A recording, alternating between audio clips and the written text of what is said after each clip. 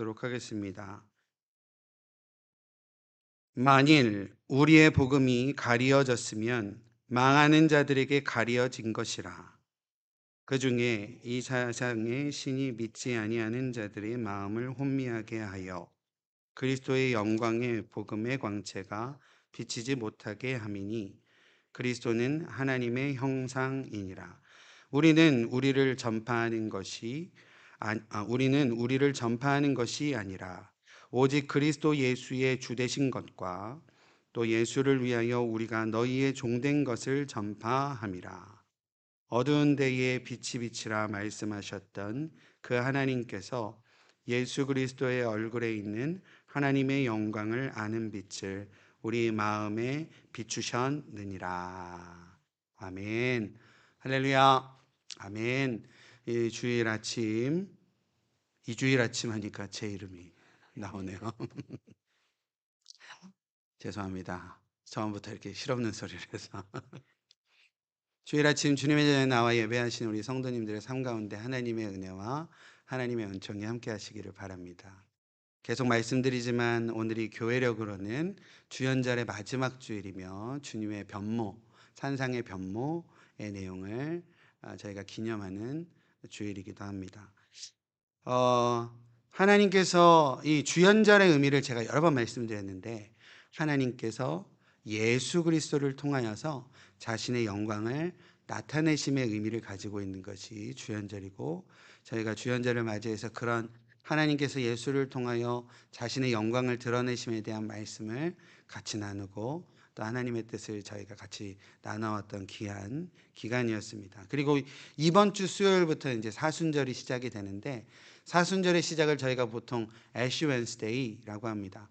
여러분 아마 이제 미국에서 생활하시면 많이 보셨을 텐데, 애쉬 웬스데이만 되면 많은 캐톨릭 신자들 아니면 개신교 신자들이 머리에다가 재로 십자가를 붙이고 다니는 많은 다른 인종들의 분들을 많이 보셨으리라 생각을 해봅니다. 보셨죠? 네. 종려주일, 그러니까 작년이죠. 그 전해의 종려주일에 종려나무를 재로 태워서 그 재를 가지고 애도와 참회의 의미로서 이제 이마에 묻히는 그러한 이마에 묻히고 다니는 그러한 기념적인 그런 모습을 보이는 것이 애쉬 웬스데이의 그런 모습들입니다. 제가 뉴욕에서 사역을 할 때 이제 좀 청년부와도 교류를 했었어 갖고, 이 한어권 청년이 한 명이 이제 뉴욕 맨해튼으로 이렇게 일을 다니는 친구가 있었어요. 근데 그 친구가 하루는 저한테 와서 그러더라고요. 이 사순절 기간이었는데, 목사님, 아침에 이렇게 재를 이렇게 받고 다니는, 재를 이마에 묻히고 다니는 사람들이 교회에서 이렇게 출근하는데 교회에서 막 나오는 사람들 보이길래, 목사님 저도 재를 받아도 돼요? 안 돼요? 이렇게 물어보더라고요. 그래갖고 이 재를 뒤집어 쓴다라는 의미가, 그러니까 재를 뒤집어 쓴다라는 의미겠죠. 그 의미는 참된 회개와 참된 자복을 의미를 하고, 그것을 이제 기념하여서 교회들에서 하고 있는 건데, 우리 형제가 마음에 꺼리낌 없이 그것에 대해서 마음이 있다라고 하면 뭐 하든 안 하든 뭐가 문제겠느냐. 그러나 이 죄를 이마에 묻힌다라는 것이 참된 회개와 참된 자복이라고 한다면, 진심으로 이런 어떤 눈에 보여지는 것으로만 하는 것이 아니라 실제로 40일간 주님의 십자가를 묵상하고 또 주님께 자복하고 나의 삶의 그러한 것들을 다시 한번 주님 앞에 온전히 내어 드리면서 참된 참회와 참된 자복으로 나아가는 발걸음이 더 중요한 것 아니냐, 이렇게 청년에게 한번 상담을 해주고 이야기를 해줬던 기억이 있습니다. 이번 주 수요일 저희가 성회일로서 제2 수요일을 시작하며 제2의 수요일을 통하여서 저희가 사순절을 시작을 하며 말씀을 삶으로 이루어가는 저희들의 삶 가운데, 성도로서의 삶 가운데에 정말 어두움을 넘어서 빛으로 나아가는, 그리고 고난을 넘어서 부활의 영광으로 나아가는 우리 성도님들의 귀한 경건의 여정, 40일의 여정이 모두 되어지시기를 주님의 이름으로 축원드립니다. 귀한 은혜가 저와 여러분들의 귀한 사순절의 기간 가운데 은혜로 허락하여 주실 줄로 믿습니다. 오늘은요, 주연절 마지막 주에 있는 성서일과의 내용 가운데에 서신서의 말씀인 고린도후서 4장 말씀을 중심으로 한번 같이 해볼까요? 빛 비추어진 삶. 네, 조금 어렵긴 하지만 이게 저희가 발음하기 힘들지만 빛 비추어진 삶이라는 제목으로 함께 말씀 나누겠습니다. 주님께서 허락하신 귀한 은혜가 저 여러분들 가운데 임하시기를 바랍니다. 오늘 본문에요, 사도 바울은요, 자신들과 적대적인 적대자들과의 논쟁하는 상황 가운데 자신과 자신이 전하는 복음에 대하여 변증하고 변호하고 있는 모습이라고 할 수 있겠습니다. 바울의 적대자들은요, 바울에 대해서 이러한 비난들을 퍼부었던 것 같아요. 예를 들어서 바울이 율법을 지키지 않는다라고 비난을 했다라는 겁니다. 저 사람은, 저 바울은 율법을, 이 하나님께서 허락하신 귀한 율법을 제대로 지키지 않는 자야라고 이렇게 비난을 하면서도, 또 어느 부분에서는 율법을 지키라고 강요를 하면서 정작 본인들은 은밀한 곳에서 율법을 지키지 않는 그러한 자들의 모습이었던 것을 볼 수 있습니다. 그러한 내용으로 우리가 알 수 있는 내용이 오늘 읽진 않았지만 바로 전에 있는 고린도후서 4장 2절의 내용 때문에 그렇습니다. 숨은 부끄러운 일이라는 표현이 있어요. 제가 화면에 띄워드렸는데, 숨은 부끄러운 일이라는 표현을 통해서 그들은 가면을 쓰고 속이는 자들이며 모종의 행위를 숨어서 하고 있는 자들이었다라는 것을 우리가 살펴볼 수 있습니다. 또한 2절 중간 부분에 보면 속임으로 행한다라는 표현이 있는데요. 속임으로 행함이라는 표현을 통해서도 이 바울의 적대자들은 악의적으로 바울에게 패를 끼치기 위하여 술수를 쓰고 배후에서 조작을 하며, 이러한 배후에서 조작도 하고 이런 술수를 하는 이러한 파렴치한 행위들을 저지르고 있는 사람들이었었던 것을 우리가 볼 수 있습니다. 그러나 2절 말씀 보면 바울 자신이 오직 진리를 나타내므로, 진리를 드러내고 나타냄으로써 하나님 앞에서와 모든 사람들의 양심에 자기 자신을 떳떳하게 내세울 수 있다라고 천명을 하고 있는 내용이 이 고린도후서 4장 2절의 내용이라고 할 수 있겠습니다. 우리 사랑하는 위더스교회 성도 여러분들의 삶 가운데 오늘 말씀을 함께 나누는 우리 모두가 성도의 삶으로서 하나님 앞에서와 모든 사람들 앞에서, 하나님 앞에서와 모든 사람의 양심 앞에서 우리를 떳떳하게 내세울 수 있는 그런 바름과 정직의 삶을 거룩으로 이루어가는 저 여러분들의 귀한 삶이 되어지시기를 바랍니다. 어제 토요일 저희가 새벽 말씀 나누면서도, 또 새벽 말씀 나누고 같이 교제하면서도 잠깐 이야기를 했는데, 정말 성도로서의 삶이, 또 예수 믿는 자들로서의 삶이 바름과 정직, 정말 빛의 자녀라는 이름에 걸맞는 삶으로 그렇게 정의 가운데 살아가는 은혜가 저와 여러분들의 삶 가운데 귀하게 회복되어질 때에 하나님께서 우리의 삶을 통하여 귀하게 은혜 내려주시고 또 선한 열매를 맺어가 주실 줄로 믿습니다. 당시 바울의 적대자들은요, 사도 바울의 복음에 대하여서도요, 3절의 말씀에 보면 그렇게 표현을 했던 것 같아요. 아리워졌다라는 표현을 사도 바울에게 이야기를 했던 것 같습니다. 사도 바울의 복음이 아리워진 복음이라고 이렇게 이야기했다라는 것은 어떤 의미냐면, 사도 바울이 모호한 말을 전한다라는 거예요. 사도 바울의 복음은 모호하다라는 거고, 또 사도 바울은 소수의 선택받은 자들만이 알아들을 수 있게 말씀을 전한다, 복음을 전한다, 이렇게 비난을 하고 있었다라는 겁니다. 그러나요, 우리 저와 여러분들은 분명히 믿습니다. 하나님의 복음은 분명한 줄로 믿습니다. 그리고 복음은 단순하면서도 명확하다라는 사실이죠.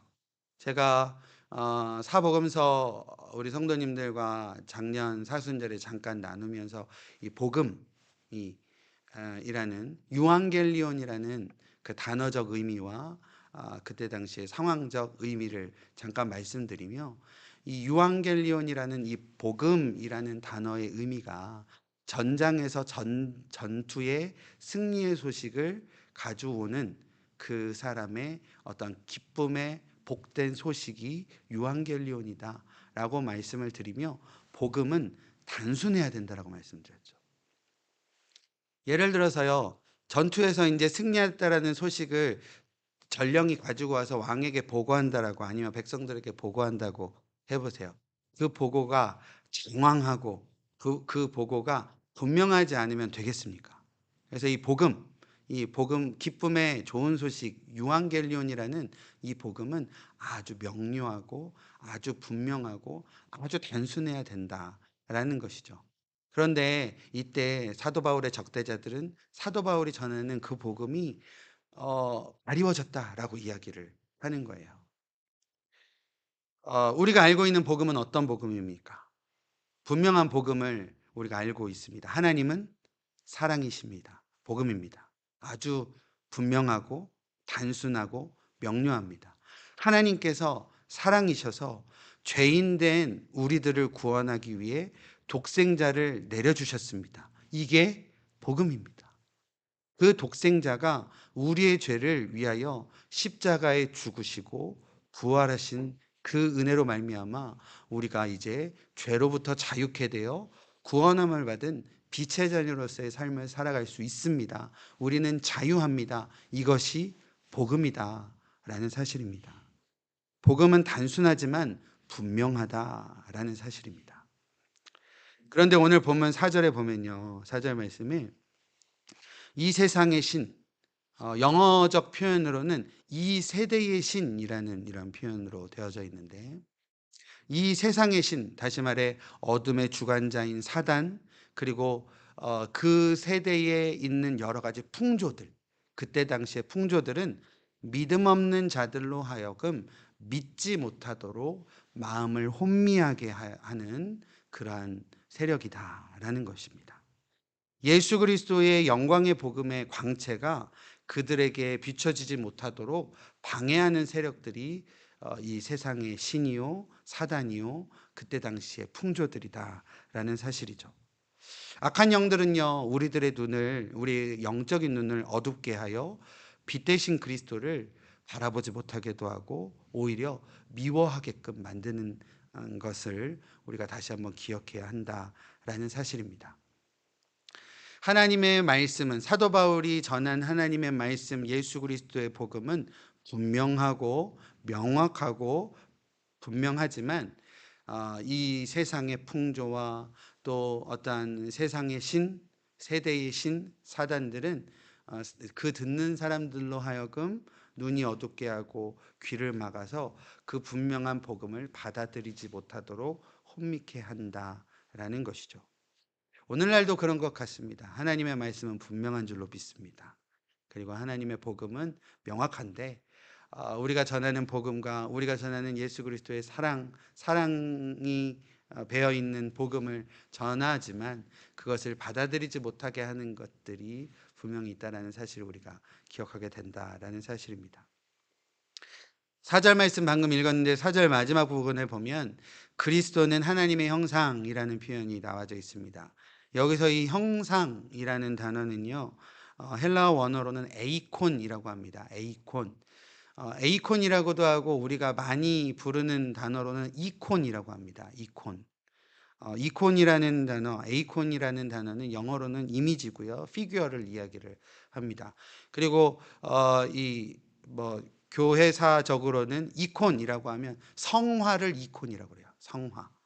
그러니까 지금 제가 화면에 띄어드린 이 성화는 오늘이 아까도 잠깐 말씀드렸지만 주연절 마지막 주이면서 예수님의 산상 변모주일이라고 말씀드렸는데, 예수님의 산상 변모를 이렇게 그림으로 그린 성화입니다.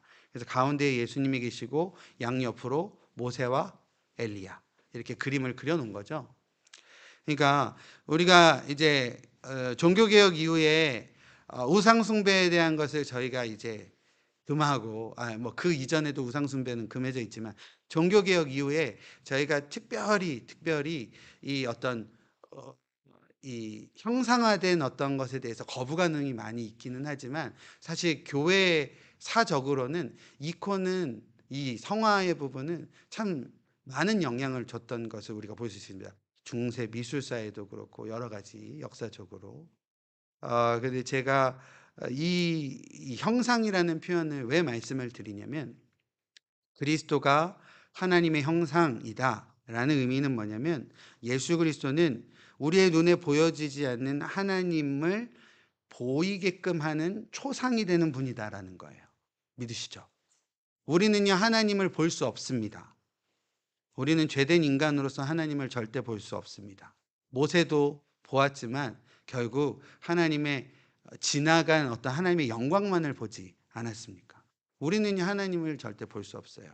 보이지 않는 하나님이십니다. 그런데 우리가 하나님의 성품도 알 수 있고 하나님의 은혜도 알 수 있고 하나님의 사랑도 알 수 있고 하는 것은 오직 하나님의 초상이 되시는 예수 그리스도, 하나님의 형상이 되시는 예수 그리스도를 통하여서 우리가 하나님을 알고 하나님을 느끼고 하나님을 알아가는 은혜가 있다라는 사실을 우리가 다시 한번 기억해야 한다라는 것이죠. 예수 그리스도는 하나님의 형상임이 분명한 줄로 믿습니다. 또한 창세기 1장 말씀을 보면 태초에 창조된 첫 인류였던 아담과 하와는 하나님의 형상대로 지음받은 존재다라는 사실로 우리가 미루어 볼 때에 예수 그리스도는 하나님의 형상인 것뿐만 아니라 하나님께서 창조하신 우리 인간의 원형이기도 하다라는 사실을 우리가 기억할 수 있다라는 겁니다.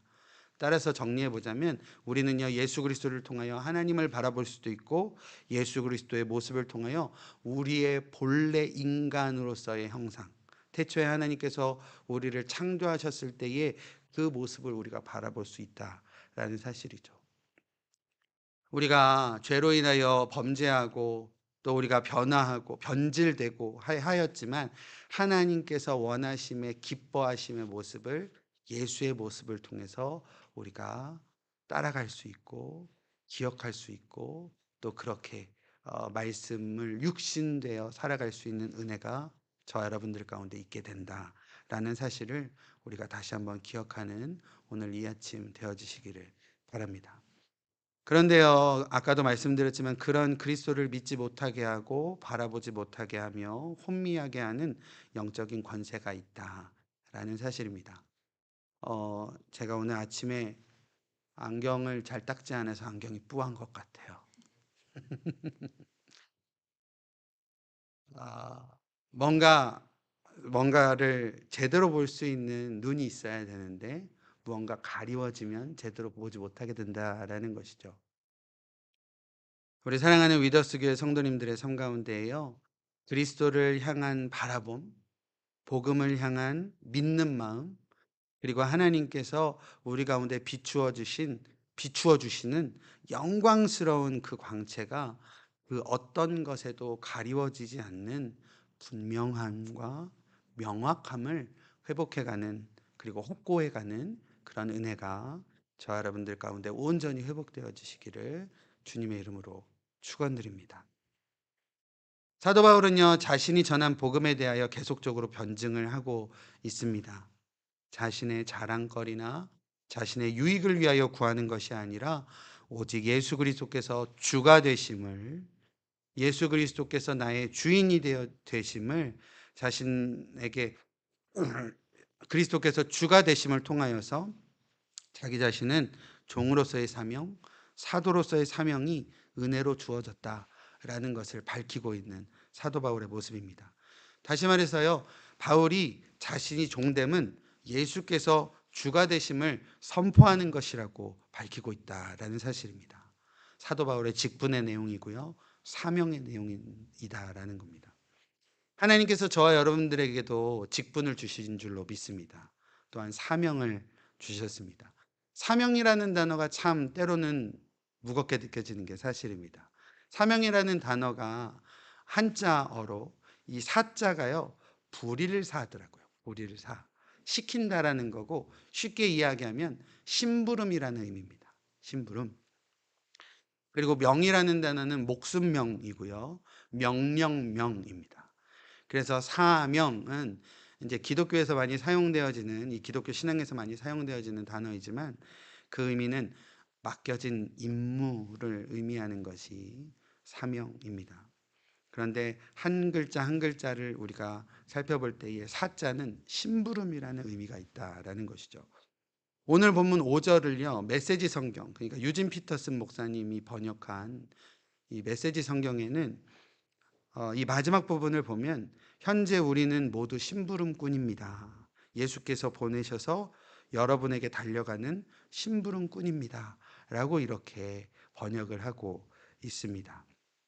사명받은 우리는 모두가 심부름꾼이다 라는 사실을 우리가 기억하여야 될 줄로 믿습니다. 사명이라는 단어가요, 그 무게감이 참 쉽지 않음을 고백을 합니다. 각자에게 주어진 사명이요, 쉬운 게 하나도 없습니다. 우리에게 어떤 사명 주셨죠? 저에게는 목회자로서의 사명을 주셨고, 우리 성도님들께는 각각 그리스도를 믿는 성도로서의 사명도 주셨고, 또 각 가정에서 부모로서의 사명도 주셨고, 또 자녀로서의 사명도 주셨습니다. 일터에서는 일터를 운영하는 사장으로서의 사명도 주셨고, 또 직원으로서의 사명도 주셨습니다. 그런데 각각의 사명이 쉬운 게 하나도 없다라는 것이죠. 쉬우면 사명이 아닙니다. 사명으로 인해서 답답할 때도 많고 힘겨워서 그 사명을 놓아버리고 싶을 때도 있음을 고백을 합니다. 사도 바울은요, 자신의 사도로서의 사명을 설명하고 밝히며 어두움을 밝히신 빛을 예로 들어서 설명을 하고 있습니다. 하나님께서 태초에 천지를 창조하실 때 창세기 1장 1절에서부터 5절 말씀의 내용을 보면 하나님께서 태초에 빛이 있으라 라고 부르심으로 빛은 어두움에 대하여 우위를 차지하게 되었다라는 겁니다. 특별히 창조하지 않은 어둠, 하나님께서 어둠을 그냥 문자적으로만 창세기 1장 1절에서부터 5절까지의 내용을 보면 문자적으로만 우리가 볼 때에 특별하게 하나님께서 창조하시지 않은 그런 어두움에 비하여서 하나님께서 빛에 대하여서는 빛이 있으라 라고 하시며 특별함으로 창조하셨다라는 것이죠. 그래서 우리는요, 뭐 과학적으로 이게 맞다 그르다라고 말씀을 드릴 수 없지만 어두움보다는 빛이 우위를 차지한다라는 것이죠. 특별함이다라는 겁니다. 그래서 창세기 1장에도 보면 빛을 창조하시고 하나님께서 보시기에 좋았다라고까지도 하나님께서 하시는 것을 우리가 볼 수 있습니다. 그 첫 번째 창조하신 빛을 사도 바울의 인생에 다시금 비추신 하나님이세요. 사도 바울의 소명의 기사의 내용이 사도행전 9장 3절 내용입니다. 호련히 하늘에서 비추인 빛이 사도 바울에게, 그때 당시엔 사울이겠죠, 사울에게 임하였습니다. 예수의 도를 따르는 사람들을 예루살렘으로 다 잡아오기 위해서 다메섹으로 가던 그러한 완악하였던 사울에게 하늘에서 호련히 빛이 임하였고, 그 빛은 사도 바울을 완전하게 변화시키게 되었다라는 것을 우리가 볼 수 있습니다. 태초에 비추어진 창조의 빛이 땅의 혼돈과 공허를 몰아내며 생명과 질서를 가져오게 된 것처럼 영적으로 무지한 사울의 영혼에 비추인 구원의 빛이 예수 그리스도의 얼굴을 나타낸 하나님의 영광을 아는 지식으로 열매 맺게 되었다라는 것을 우리가 말씀을 통해서 보게 된다라는 겁니다. 빛에는 생명이 있는 줄로 믿습니다. 그 생명의 빛이 우리 가운데 임하였을 때 우리도 죽음의 자리에서 생명으로 옮겨지게 된다라는 사실을 우리가 기억했으면 좋겠습니다. 마지막 6절을 통하여서 하나님께서 우리 가운데 원하심의 뜻을 우리가 다시 한번 기억하기를 원합니다. 주님께서 우리에게 비추어 주시는 빛이 있음을 기억하는 저와 여러분들 되어졌으면 좋겠습니다. 사도 바울에게 비추셨던 그 빛처럼 하나님께서 우리에게도 비추시는 빛이 있다라는 것을 우리가 다시 한번 기억하기를 원합니다. 우리 안에요 능력이 있어서, 우리 안에 힘이 있어서 하나님께서 우리에게 사명을 주심이 아님을 우리가 분명히 알고 있습니다. 우리는 죄로 인하여 죽을 수밖에 없고 참 형편없고 쓸모없는 인생이지만, 그래서 오히려 주님의 뜻을 거스른 인생이었지만, 예수 그리스도를 통해 우리 가운데 생명의 빛을 비추어 주심으로 하나님의 영광을 아는 은혜를 저 여러분들에게 허락하신 하나님이십니다. 우리 사랑하는 우리 위더스 교회 성도님들의 삶, 그리고 저의 삶이요, 빛이 비추어진 삶이 되어졌으면 좋겠습니다. 빛이 비추어진 저와 여러분들의 삶을 통하여서 하나님께 영광이 되며 하나님이 영광 받으시는 귀한 인생 되어졌으면 좋겠습니다. 그리고 우리를 통하여 또 다른 곳으로 거룩하게 비추어지는 빛을 통하여 문 영혼들이, 아직 하나님을 알지 못하는 죽어가는 영혼들이 어두운 가운데서 빛의 자리로 옮기워져 가는 것을 누구보다도 하나님께서 원하시고 기뻐하심을 우리가 다시 한번 기억하는 저 여러분들 되었으면 좋겠습니다.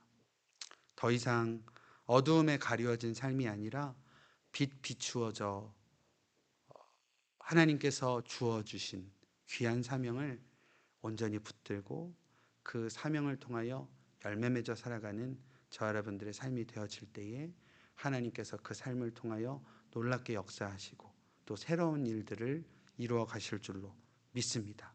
그 기뻐하심의 열매를 귀하게 맺어 가시는 저 여러분들의 귀한 모두의 삶이 되어지시기를 주님의 이름으로 축원드립니다. 아멘. 기도하겠습니다. 죄악의 어두움에 헤매던 우리의 삶에 복음을 통한 생명의 빛을 비추어 주심으로 하나님의 영광을 아는 지혜와 구원을 허락하여 주심을 감사드립니다. 주께서 구원하신 우리 각자의 삶에 하나님의 원하심의 귀한 사명이 있음을 믿사오니 빛 비추어진 삶으로 사명 붙들고 어둠 가운데 나아가 복음의 빛을 비추는 우리 모두의 삶이 될 수 있도록 성령으로 함께하여 주시옵소서. 우리는 힘이 없사오나 오직 주님을 의지하여 성령을 의지하여 어둠 가운데 나아가오니 빛을 들고 나아가는 저희들의 발걸음을 복되게 하시사 하나님의 영광됨으로 덧입혀 주시옵소서. 예수님의 이름으로 기도드립니다. 아멘. 우리 다 같이